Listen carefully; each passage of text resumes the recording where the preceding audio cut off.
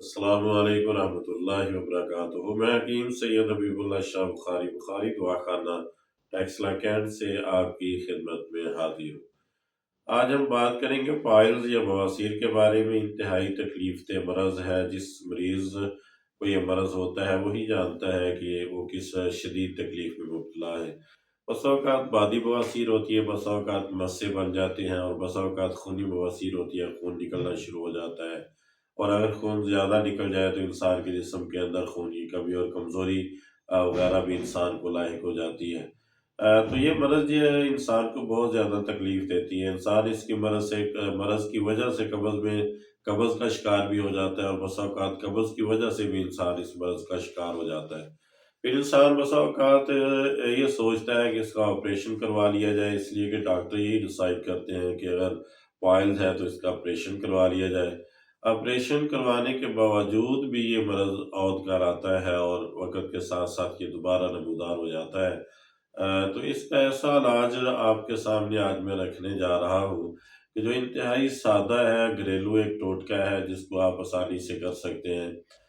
اور یہ جو علاج میں آپ کو بتانے جا رہا ہوں، یہ نہ صرف یہ کہ بادی بواسیر کا بڑا ہی اچھا علاج ہے، بلکہ خونی بواسیر کے اندر بھی ایک بہترین علاج ثابت ہوتا ہے۔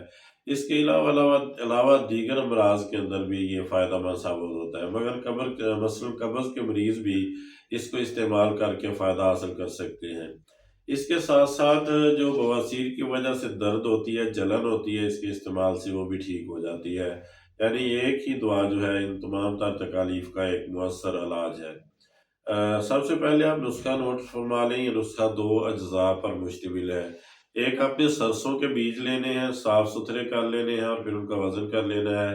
ان میں سے تنکے وغیرہ مٹی وغیرہ دور کر لینی ہے۔ 50 گرام لے لیں یا 100 گرام لے لیں، اور اسی طرح آپ نے اس کے برابر مقدار میں آپ نے چھلکا اس سب کو لینا ہے، اور ان کو باہم ملا کے آپ نے رکھ لینا ہے۔ ایک چھوٹی چمچ آپ نے صبح استعمال کرنی ہے، ایک چھوٹی چمچ شام کو استعمال کرنی ہے، سادہ پانی کے ساتھ۔